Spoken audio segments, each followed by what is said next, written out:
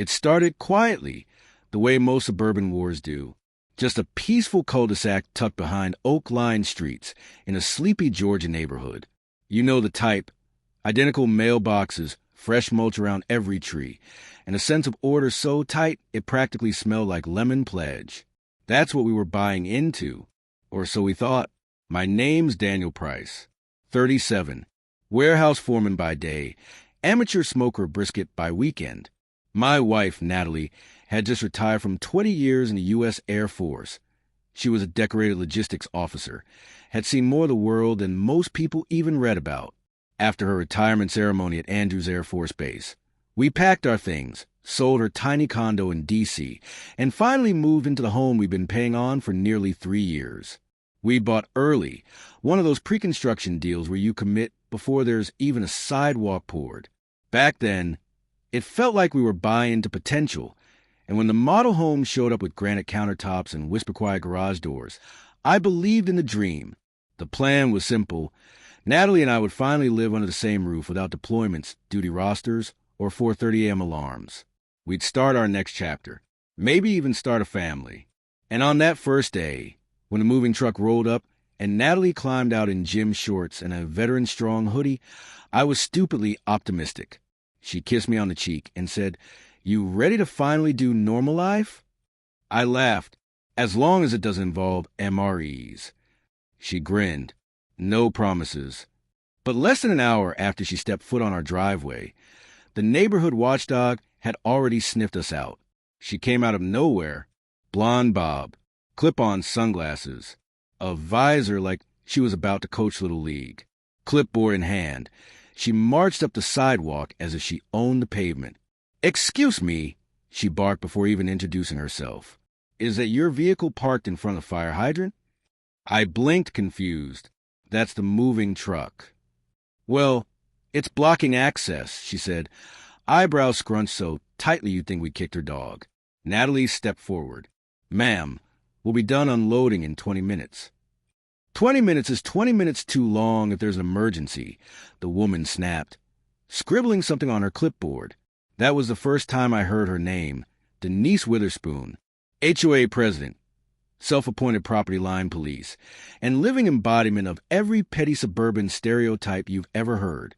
She lived 3 houses down, diagonally across from ours, and from that moment forward, it was like she had radar tuned to our driveway. Natalie stayed calm. It's something she learned after years of base commanders and hot zones. "We're just moving in today," she said politely. "But if you'd like us to shift the truck a few feet, we can do that." Denise looked her up and down, eyes pausing on the combat boots Natalie still wore like second skin. "I suggest you read the HOA handbook," she said curtly. "We have very specific regulations about curb obstruction." She handed us a tri-folded paper, half faded from too many reprints. Natalie took it without a word, but I saw the quiet clench in her jaw. As Denise turned and marched away, clipboard bouncing with every step, I muttered, "Is she serious?" "She's territorial," Natalie said, calmly. "Seen it before. Give her a clipboard and a sliver of power, and suddenly she's general of the neighborhood." We both laughed. But what we didn't know yet was that Denise wasn't just territorial, she was obsessed. The first few days were fine. Natalie set up the guest room. I mounted our TV. We even met a few nice neighbors. Frank and Judy across the street dropped off banana bread. The teenage twins next door offered to mow our lawn for extra cash. Normal stuff. But Denise kept popping up. Subtle at first. A clipboard here. A glance from her porch. By day 3, a yellow slip appeared on our mailbox. Improper trash can storage. Our garbage bins were behind a side gate, not in the garage. That was apparently against Regulation 4.6b. Natalie just raised an eyebrow and said, if she wants the cans in the garage, she can come move them herself. But it escalated fast. Day 5, a notice about our mailbox paint chipping. Day 7, a warning that Natalie's car, her military-plated Jeep, was unsightly due to visible bumper stickers. Day 10, a photo, yes, an actual printed photo, of our American flag, slightly angled more than 30 degrees from the house. The woman was documenting us like a crime scene. Natalie stayed chill, mostly, but I could see it eating at her. She'd spent 2 decades organizing freight through hostile zones, coordinating relief during hurricanes, leading 200-person logistics teams. And now, she was getting dinged because her Jeep had a Support Our Troops decal. Still, Natalie played it cool. Until Denise crossed a line neither of us saw coming. It was a Thursday morning. I'd already left for work. Natalie was alone, halfway through hanging photos in our hallway. She had music playing, drill in hand, when she heard it. Banging on the door. 3 hard knocks. Then muffled voices. She paused the music and opened the door to find 2 county sheriff deputies standing on our porch. Behind them, standing smugly with arms crossed, was Denise Witherspoon. "Ma'am," one deputy said, professional but cautious. "We had a call about a suspicious person occupying this property." Natalie blinked. "Excuse me? She doesn't live here," Denise interjected. "This house belongs to Daniel Price. I've met him. She's not on the records." Natalie's mouth fell slightly open. She stared at the deputy, then back at Denise. "You called the police on me?" "We take neighborhood safety seriously," Denise replied coolly. "You never know who people bring into these communities." One of the deputies asked for Natalie's ID. She didn't flinch. She calmly walked inside, returned with her military-issued CAC, her state ID, and a thick, laminated binder full of house records, including our joint mortgage and utility bills. She handed it all to the deputy. "I've lived here 10 days, she said, "but I've served this country for 20 years. I think that earns me the right to hang a damn picture in my own home." The deputy scanned her military ID. His eyes widened slightly. He looked at Denise, and Denise froze, because there, printed in unmistakable black letters, was Natalie's full name and rank. Lieutenant Colonel Natalie A. Price, United States Air Force Ret. And just like that, the dynamic shifted. Natalie didn't gloat. She didn't yell. She just stood there, unmoving, powerful. The deputy handed back the ID. "Everything looks good here, ma'am." But Denise wasn't done. Not yet. She swallowed hard and tried to recover. "It's nothing personal," she said, her voice now hollow. "We just have standards. Protocols." Natalie stared at her. "And I followed harder protocols than you'll ever write in a handbook." Denise turned and walked away, face flushed, clipboard forgotten in her hand. But that moment, that was the first crack, the first slip in her control. The neighborhood had seen it. Word spread. And though Natalie said she didn't care, I knew better. Because when I came home that night, there was a list on our fridge titled, "Operation Karen Containment." And I knew, deep down, that war had just been declared. The week after the cops left, the cul-de-sac got quieter, but not in a peaceful way. It was a silence before a storm. Denise Witherspoon hadn't expected Natalie to be who she was. She hadn't expected to get checked in front of the neighbors. She hadn't expected the officer's quiet chuckle as he shook Natalie's hand before walking back to his cruiser. And she definitely hadn't expected her little HOA fiefdom to be challenged by someone who could dismantle bureaucracies for breakfast. But Denise wasn't the type to surrender. She retreated, yes, but it was the kind of retreat you take just to regroup. And when she came back, she brought pettiness on a level I hadn't seen since high school prom committees.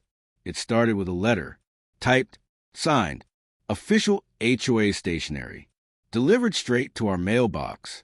Subject, violation notice, unauthorized garden modifications.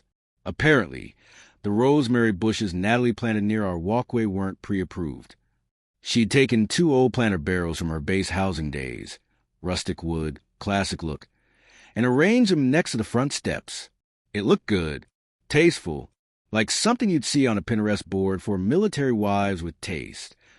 But according to Denise's letter, the aesthetic was inconsistent with the architectural harmony of the community. Natalie laughed when she read it. Laughed hard. "Architectural harmony?" she said. "It's a planter, not a weapons bunker." But the letter didn't end there. It included a $75 fine, due within 14 business days, and a demand that we remove the barrels or face further sanctions. I wanted to throw it away. Natalie didn't. She filed it in a red folder labeled, Karen warfare, phase 1. The next day, a second notice arrived. Subject, excessive flag display. Apparently, Natalie had replaced our old American flag with a fresh one, bigger, cleaner, brighter. It hung proudly on a reinforced pole beside our porch. She'd also added a smaller POWMIA flag beneath it, a tribute to 3 of her former teammates, one of whom had never returned from Afghanistan. But Denise wasn't having it. The size of the flag exceeds neighborhood guidelines, her type notice claimed. Secondary flags require express approval of the HOA board. Natalie stared at the paper for a full minute. Then she calmly walked out to the flagpole, straightened the lines, and stood there, hand over heart, for a full 60 seconds. Neighbors peeked through their blinds. I swear I saw Judy across the street lower her phone mid-text. Nobody moved. Nobody said a thing. That night, we got 3 supportive texts and a plate of cookies from the twins' mom. And Denise? She doubled down. It became a daily onslaught of HOA infractions. One morning, Natalie left for the gym, came back, and found a note stuck under her windshield wiper. Notice, unauthorized parking on HOA pavement. Her Jeep had been parked, barely 2 feet, past our driveway's edge. Not on grass, not blocking a hydrant, just nose out past the curb. Denise must have tiptoed across the lawn with a ruler and a flashlight.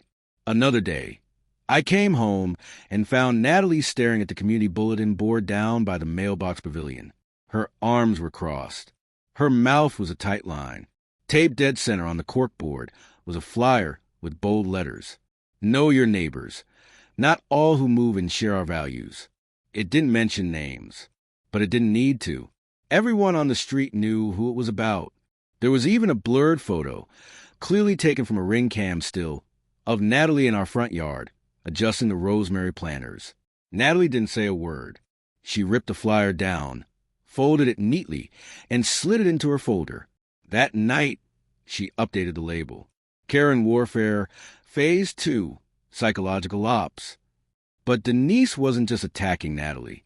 She was working the board behind the scenes. See, every HOA has its inner circle.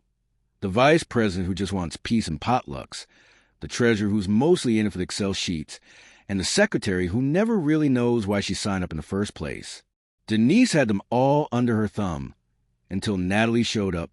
Within 2 weeks, Natalie had requested a copy of the HOA charter. Within 3, she'd attended her first board meeting. I watched her prep for it, like it was a mission briefing. She laid out documents on the dining table, color-coded violations, bookmarked Georgia housing statutes. She was calm, focused, and entirely in her element. The night of the meeting, she wore jeans, a clean blazer, and her service pin. She didn't speak until called on, but when she did, she annihilated. Point by point, she broke down the misuse of discretionary fines, the lack of consistent enforcement, and the potential liability of discriminatory policies targeting residents by name or reputation. She never raised her voice. She never attacked Denise directly.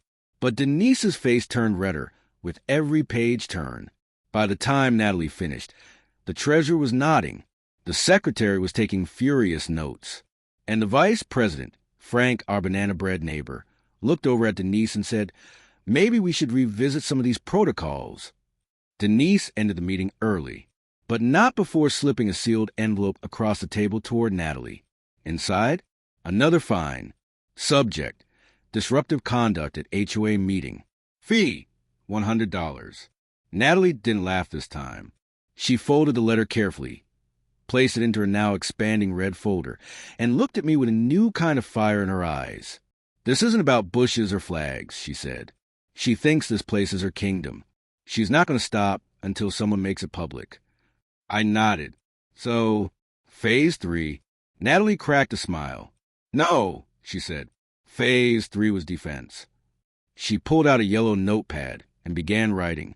"This is phase 4, tactical countermeasures." Things escalated from there. Every evening, Natalie took walks around the neighborhood, clipboard in hand. Not in uniform, not even looking official, but it sent a message. She took photos, documented cars parked over sidewalk lines, measured fence heights, counted trash cans left out past pickup days. She wasn't retaliating. Not yet. She was building a case. Denise started to notice. She sent 2 more warnings. One for stalking board members. Another for creating an environment of intimidation. The irony was thick enough to spread on toast. Natalie didn't flinch. She just added them to the folder, which now had color-coded tabs and a table of contents. But the tension was peaking. We knew it. The whole neighborhood knew it. And Denise, well, she must have felt the walls closing in, because what she did next wasn't petty. It was nuclear. It was early one Saturday. I was in the garage, working on my smoker, when I heard Natalie call out. She was holding her phone, her voice calm, controlled, but her hands shaking. I just got a call from a local news station, she said. Someone submitted a neighborhood complaint under my name about veterans using VA loans to invade suburbs. She showed me the email. The quote was disgusting. Fake, twisted, signed with Natalie's full name and rank. Denise had crossed the line from passive-aggressive to character assassination. But what she didn't know, what she could never understand, was that Natalie wasn't just a veteran. She was strategic, composed, and dangerously patient. She'd already built the evidence. She'd already contacted the real HOA board, not just Denise's inner clique. And now it was time for the full tactical strike. Revenge, for Natalie, didn't look like shouting matches or doorbell ditch theatrics. It looked like procedure. It looked like paperwork. And above all, it looked like patience. While Denise Witherspoon had spent her reign swinging a clipboard like a sword, Natalie approached this HOA Cold War the way she used to plan base-wide operations. Methodically, quietly, and with layers of redundancy. What Denise had failed to realize, what she never accounted for, was that when you go after a decorated Air Force officer with 2 decades of experience, you're not just playing games anymore. You're engaging in tactical warfare. The retaliation didn't start with confrontation. It started with a cup of coffee. Natalie sat on our back patio that Sunday morning. Sunrise warming her shoulders, a legal pad open on the glass table beside her. Next to it was a red folder, now bursting with HOA letters, surveillance photos, and enough neighborhood bylaws to make a paralegal sweat. She looked up at me and said simply, "Today, I become an HOA member," and by that afternoon, she had filed a formal request to run for a board seat. What most of the neighbors didn't know, and what Denise never counted on, was that the HOA election cycle was just 2 months away. Traditionally, Denise ran unopposed. She would cruise through each year with the same smug approval from her 3 loyal board members, all of whom were too checked out or too complicit to challenge her decisions. But this time, Natalie wasn't just running. She was campaigning. Within a week, she'd walk door to door with a calm smile and a handwritten letter introducing herself. "Hi, I'm Natalie Price. You probably see me walking my dog or working the yard. I'm a 20-year Air Force veteran who recently moved into the neighborhood with my husband. I'm running for HOA board because I believe in fair enforcement, transparency, and restoring peace and community to this beautiful place. We all deserve better than constant fines, stress, and secrecy. Let's bring back sanity, together." She included her phone number and a QR code to a Google Doc detailing actual HOA budget expenditures over the last 3 years. And residents began responding. People had been silent. The man down the street who had violated design protocol. The older woman who got fined for having a Halloween wreath past October 31st. The young couple whose deck furniture color Denise didn't like started coming out of the woodwork. They shared stories, documents. Some even gave Natalie copies of their own violation letters. She compiled everything in a color-coded binder labeled Operation Paperwall. But Natalie wasn't done yet. Her real retaliation came in the form of strategic compliance. She began following every HOA rule to the letter, but not in spirit, and it drove Denise absolutely mad. For example, the HOA required that trash cans only be placed curbside after 6 p.m. the night before pickup. So Natalie stood at the curb with her phone's clock, waiting until exactly 6 o'clock p.m. to wheel out our bin, while staring directly into Denise's Ring doorbell cam. Not a minute early, not a minute late. The mailbox had to be painted in neutral beige every 3 years. Natalie ordered a paint kit from a military surplus store that matched the exact Pantone code, but added a microscopic reflective gloss coating only visible under direct sunlight. Technically legal, visually stunning. When Denise reported Natalie's rosemary planters again, Natalie replaced them with identical planters in HOA-approved brick tone. Same location, same layout. Only now, she attached tiny QR codes to each barrel that, when scanned, open a web page titled, "Approved by the book, A Living Guide to HOA Compliance." Denise tried to report it, but it backfired. The QR code page included citations from the HOA handbook with footnotes. The entire thing was bulletproof. Then came the fence incident. One weekend, Natalie filed for a permit to install a privacy fence along our backyard. Denise was known to slow roll approvals, especially for people she disliked. But Natalie included a little note with her request. Per HOA Code 9.1 and Local Zoning Regulation 4.3c, I am permitted to install a 6-foot privacy barrier within 3 inches of my property line. Failure to approve within 15 business days constitutes automatic consent per Section 12.2. Denise delayed anyway. So on day 16, Natalie hired a crew. The fence went up. High, beautiful, completely legal. But on the inner panel, the side facing our yard, Natalie mounted 3 weatherproof display cases. One held an enlarged photo of her military ID. The second held a scanned copy of Denise's very first violation letter. And the third, it displayed a massive laminated page with the words, "If you're reading this, you're already losing." It was artful, subtle, and completely out of Denise's jurisdiction, since the display didn't face the street or violate any height restrictions. People started walking their dogs by just to get a peek. Even Frank from the board chuckled and said, "She's got you beat, Denise. Let it go." But Denise didn't let it go. She doubled down. That same week, Denise sent out a neighborhood-wide newsletter. Normally, these included lawn care reminders and reminders not to feed stray cats. This one had a new section, Community Concerns, Political Agitation by Recent Residents. It didn't name Natalie directly, but accused certain individuals of undermining community cohesion with passive-aggressive tactics and smear campaigns. Natalie's phone lit up. 10 neighbors forwarded the email to her within the hour. So Natalie hosted a block party. No joke. She called it Operation Reconnect. Printed flyers, bought snacks, brought out a grill, even rented a popcorn machine. She invited every house in the cul-de-sac. Denise wasn't invited, but she came anyway. She stood across the street in her visor and cargo capris, arms folded, glaring like a hawk while children ran through sprinklers and Natalie helped an elderly couple carry their folding chairs to shade. At one point, Denise even shouted, "Is this an official HOA event?" To which Natalie calmly replied, "Nope, just neighbors being neighborly." Denise stomped off. 2 more houses signed up to vote for Natalie the next day. By now, Natalie had turned the tide. She'd become a quiet legend, the woman who fought back, the vet who made the HOA follow its own rules, and all without breaking a single one herself. But she wasn't done, because retaliation, true retaliation, had one final stage, and it was as poetic as it was brilliant. She scheduled a neighborhood compliance audit. See, according to the HOA charter, buried in the back, dusty and unread, any HOA member could call for a full walkthrough inspection of the neighborhood's own board properties and community-maintained areas.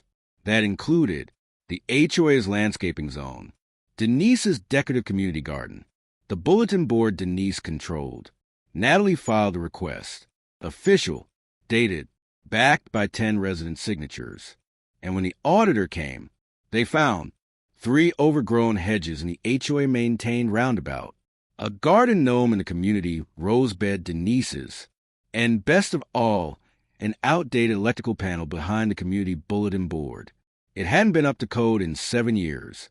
Violation notices were issued. To Denise, Natalie never said a word, never gloated. But when the inspector handed Denise her fine, $150 for failure to maintain public equipment, Natalie looked over and smiled just faintly, because now Denise wasn't just being retaliated against.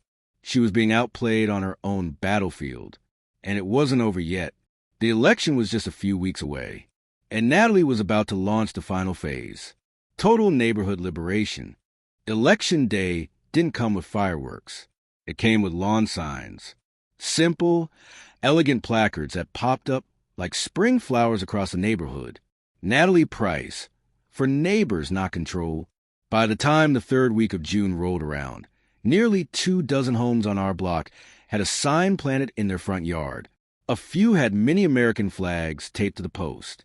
Some had tiny yellow ribbons.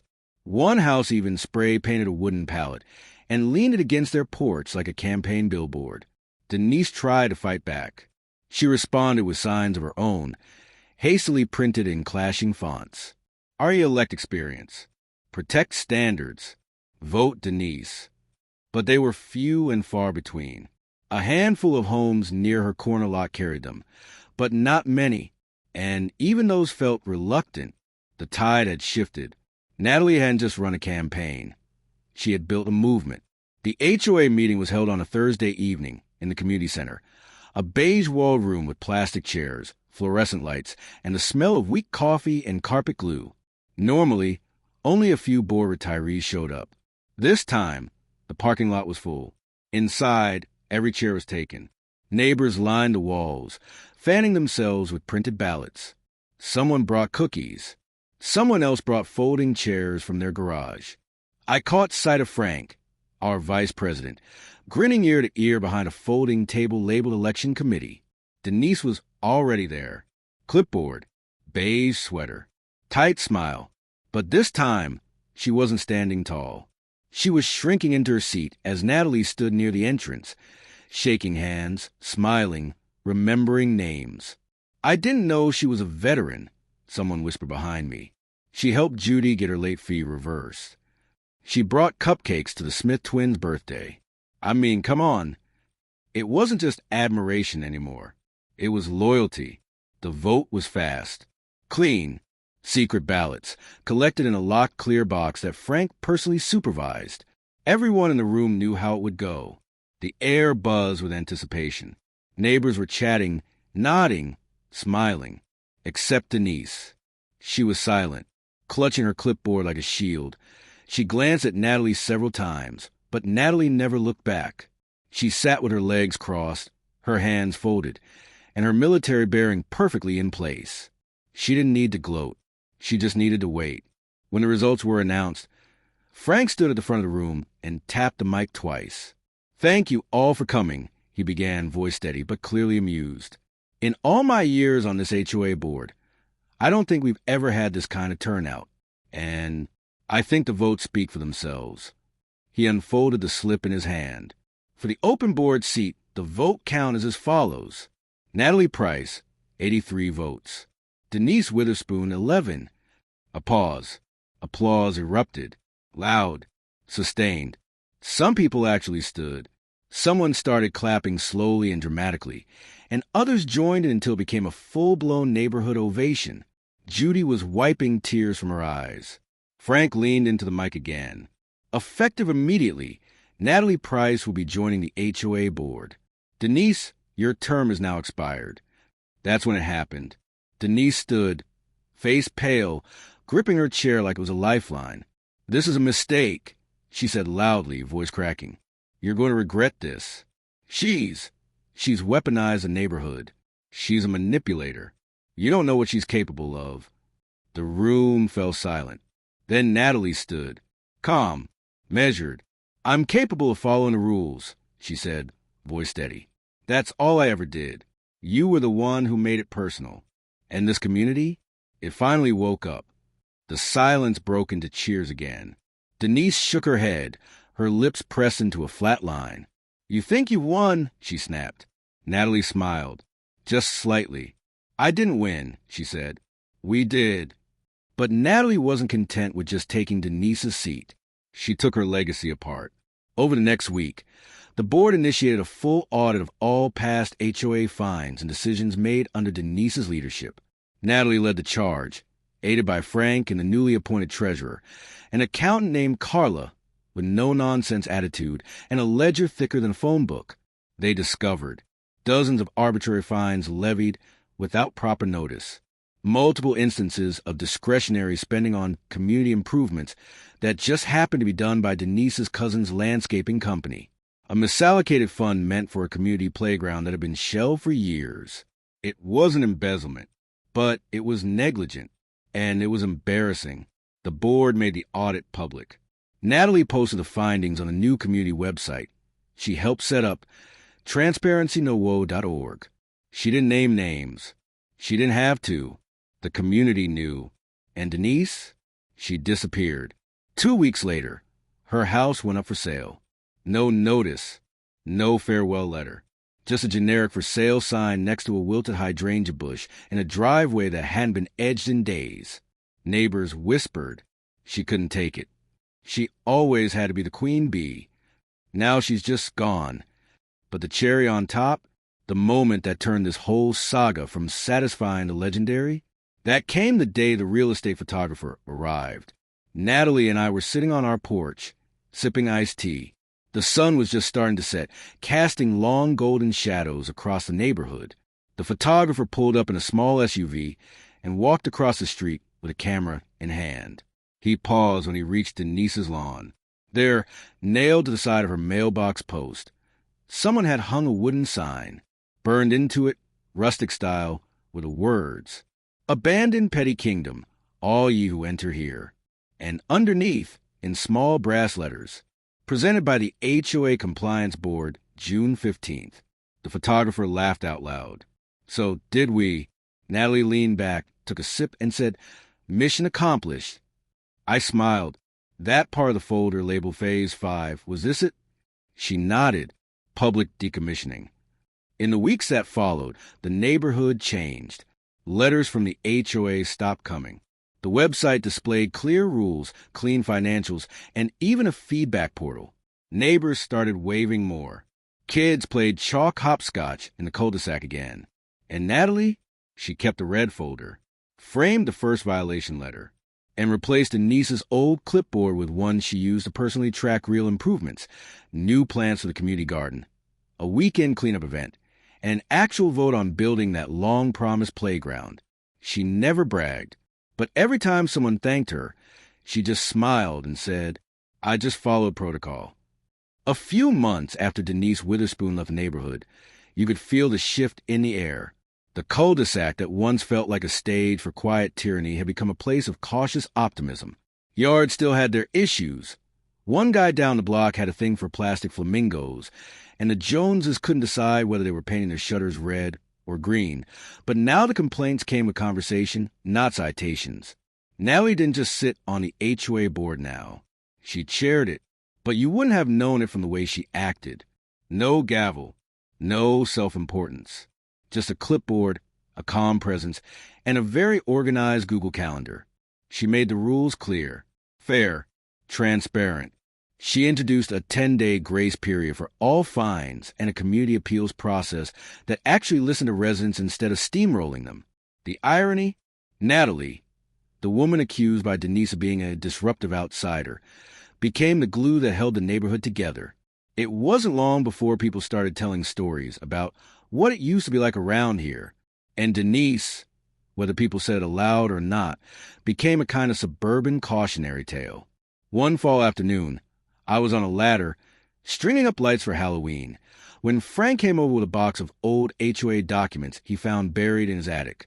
"You might want to show Natalie this," he said. Some of Denise's old notes. Her handwriting's, let's just say, intense. Inside were yellowing legal pads filled with scratchy red ink. Entire pages filled with grievances. Not legal notes. Not even violations. Just grudges. Mailbox too whimsical. Dog barks at 3:12 p.m. Possibly trained to do so. House on corner. Has American flag mounted at wrong angle. Suspicious patriotism. Natalie read through them with the detached curiosity of an archaeologist. "This woman waged psychological warfare with a pen," she said, shaking her head. But tucked in the back of the box was something even stranger, an unopened envelope, addressed to the HOA board. postmarked 3 years ago. Natalie opened it carefully. Inside was a formal letter of resignation, dated, signed, by Denise Witherspoon. The letter was short, cold, a single page typed in blocky Times New Roman. It stated that Denise was resigning her position as HOA president due to conflict of interest and increasing difficulty maintaining composure in a thankless environment. But it had never been delivered, never acknowledged. It had sat in Frank's attic, collecting dust while Denise carried on with her reign like nothing had changed. Natalie stared at the letter for a long time. "Think she had a moment of clarity," she said quietly, then changed her mind. We both looked out at the neighborhood. It was calm. Kids riding bikes. A neighbor trimming hedges. Two women chatting over coffee across the street. She could have walked away with dignity, Natalie said. She chose dictatorship instead. But Denise's story wasn't quite done, because in poetic revenge tales like these, there's always one last turn of the screw. One Saturday morning, about 6 months after the election, a large white moving van rolled up to a newly sold house on the other end of the neighborhood. Natalie and I were sipping coffee on the porch when we saw it. Out came a middle-aged couple, polished, polite, and trailing behind them slowly and a bit clumsily came a familiar silhouette. The visor, the tan capris, the stiff spine that had once surveyed the lawns of her own kingdom. Denise Witherspoon, living with her daughter now, no longer a homeowner, just a guest. It was almost tragic, if it hadn't been so fitting. She never looked our way, never stepped foot near our property. But word spread fast. Someone saw her at the mailbox pavilion 2 days later. She was wearing sunglasses and walking like a shadow. Natalie didn't say anything when she heard. She just quietly updated the compliance database and highlighted one entry. Property owner, not Denise Witherspoon. A week later, Denise's daughter submitted an HOA alteration request for a garden gnome. It was approved. One final twist happened shortly after. Natalie was asked to speak at a local veterans community event. They wanted her to talk about post-service life, the transition from command structure to civilian life, and how veterans adapt to conflict in unexpected places. She hesitated at first. Didn't want to come off like she was using her military background for glory. But eventually, she agreed. The night of the event, she stood in front of a packed room, folding chairs, buffet trays, and more proud flags in a small-town parade. She told her story. All of it. From the day she moved into our house to the knock on the door from the sheriff, to the rosemary planters, the QR codes, and finally, to the election that changed everything. She told them not just about the fight, but about how she fought. "I didn't fight with anger," she said. "I fought with calm, with clarity, with the truth. Because even in a cul-de-sac, truth still has weight. And power doesn't belong to the loudest. It belongs to the one who stays standing when the noise dies down." When she finished, the crowd gave her a standing ovation. And afterward, a young woman in a VFW shirt came up and said, "My HOA tried to evict my dad after his stroke. You just gave me the blueprint." Back home, things settled into a new rhythm. Natalie stepped back on the board after her 1-year term, passing the clipboard to a kind retiree named Sheila, who ran things with cookies and consensus. The community became, finally, what it had promised to be, peaceful. Natalie kept the red folder in her office, labeled it Operation HOA, final status, peace achieved. We laugh about it sometimes. How our biggest fight wasn't on foreign soil, but in a suburban cul-de-sac with a woman armed with a clipboard and a superiority complex. But every now and then, we'd walk past that house where Denise now lived. She'd peek through the curtains, but never came out. And just once, as we passed on a quiet evening walk, Natalie said, "You know, if she had just said welcome to the neighborhood, I would have baked her banana bread."